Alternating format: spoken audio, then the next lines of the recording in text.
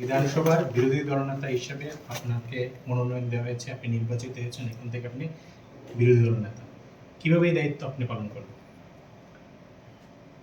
দায়িত্ব তো অনেক, বিরোধী দলনেতার দায়িত্ব অনেক, কিন্তু দায়িত্ব পালন আমার সমর্থ অনুযায়ী আমাকে করতে হবে।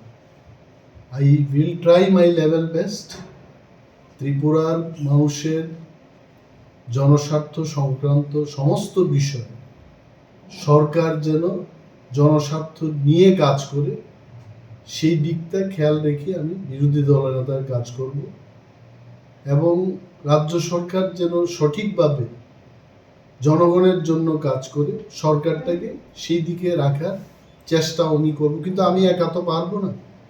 আমাদের বিরোধী বেঞ্চে কংগ্রেসের 3 জন বরিষ্ঠ রাজনীতিবিদগণ আছেন, সিপিআইএম এবং ওনাদের সহযোগী দল বামফ্রন্টের পক্ষ থেকে 11 জন আছেন, তার মধ্যে প্রাক্তন মন্ত্রীরাও রয়েছে, এবং আমাদের তিপ্রা মথার 13 জন সমস্ত বিধায়কগণের সহযোগিতায় বিরোধী দলের দায়িত্ব আমাকে পালন করতে হবে। বিরোধী দলনেতা ডাজ নট মিন উনি একাই ফাইট করবেন।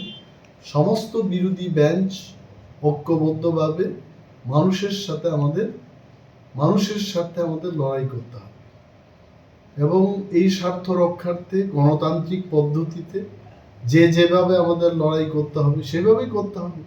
প্রশ্ন জিজ্ঞেস করতে হবে, সরকারকে প্রশ্ন করা আমাদের অধিকার, এবং calling attention, reference period, private members resolution উত্থাপনের মাধ্যমে সরকারকে আমাদের প্রশ্ন করতে হবে এবং উত্তর পাওয়ার চেষ্টা আমাদের করতে হবে, এবং স্টার্ট কোয়েশ্চেন, নন আনস্টার্ট কোয়েশ্চেন, আর্জেন্ট ম্যাটার্স উত্থাপনের ইত্যাদি নিয়মাবলী আছে। এই নিয়মের মধ্যে থেকেই সমস্ত এমএলএদের বিধানসভার মধ্যে তাদের কাজ করতে হবে, জনস্বার্থের বিষয়গুলো উত্থাপন করতে হবে। কোন কোন মূল বিষয়গুলো আপনি উঠাবেন? জ্বলন্ত সমস্যা ত্রিপুরায় তো সবটাই তো জ্বলন্ত। আজকে যদি দ্রব্যমূল্যের বৃদ্ধির কথা বলি, এটাও তো জ্বলন্ত সমস্যা। পানীয় জলের সমস্যা, সড়কগুলোর বেহাল অবস্থা, শিক্ষাক্ষেত্রে বিভিন্ন অনিয়ম, তারপর আইন শৃঙ্খলার কথা, রুট অ্যাক্সিডেন্টের কথা, মানে সমস্ত দিক থেকে ত্রিপুরা কিন্তু জ্বলন্তময় একটা পরিবেশের মধ্যে আছে। এখানে আমাদের বিরোধী দলের অনেক সুযোগ থাকবে যদি স্পিকার নিরপেক্ষভাবে বিরোধী দলগুলোকে আলোচনা করার সুযোগ দেয়, তবে আমরা এই বিষয়গুলো উত্থাপন করব। 10,323 বিষয়টা নিয়ে কি কথা বলবেন? অবশ্যই 10,323 সংক্রান্ত মামলা কোন পর্যায়ে আছে, সরকার কি করতে চায়, এবং তাদের ভবিষ্যৎ কর্মপন্থা সরকার কিভাবে নির্ধারণ করবে, এই বিষয়গুলো নিয়েও আলোচনা।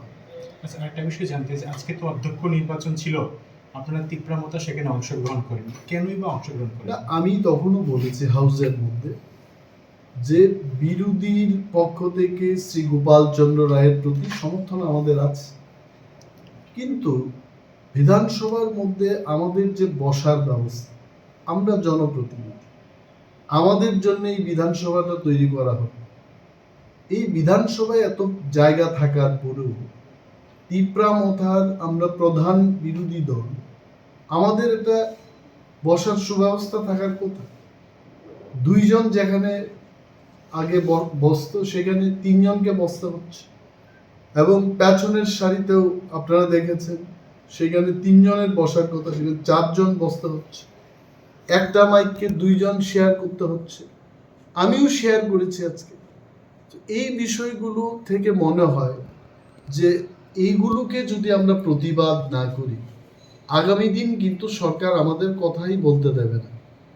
আমরা জানি যে আমরা তিপ্রা মথা, কংগ্রেস এবং বামপন্থীরা যদি মিলেও আমরা ভোট দিই, 27টির বেশি ভোট থাকবে না, এবং ভোট গ্রহণের পরে এটা পরিষ্কার হয়েছে যে সিপিএম এবং বামফ্রন্টের সদস্যরা যখন ভোট দিয়েছেন অনলি 14 ভোটস, তার মানে আমরা 13 জন যদি ভোট দিতাম তাহলে 27টি ভোট পেত, তারপরে আমরা হেরে যেতাম। এই কথা মাথায় রেখে আমরা ভাবলাম পরাজিত হবেই এটা আমরা জানি, কিন্তু সংসদীয় গণতন্ত্রে আমাদের যে অধিকার, এই অধিকারটাকে নিয়েও আমাদের সরব হওয়া উচিত।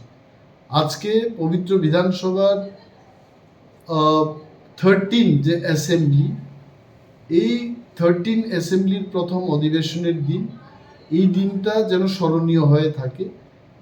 মেম্বারসদের একটা রাইটস থাকে, এই রাইটসটা যদি না দেওয়া হয়, তার জন্য প্রতিবাদ হয়, এটা উল্লেখিত থাকবে।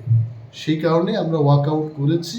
তার অর্থ এই নয় যে বিরোধীদের প্রতি আমাদের সমর্থন নেই। গোপালবাবুর প্রতি আমাদের চিরতরেই থাকবে সেই সম্মান, এবং সমস্ত বিরোধী বেঞ্চের পক্ষে আমরা থাকব। আমরা বিরোধীতেই আছি, এবং ওনারাও আমাদের যে বিরোধিতা, এটা সহমত পোষণ করবে। ধন্যবাদ। Thank you.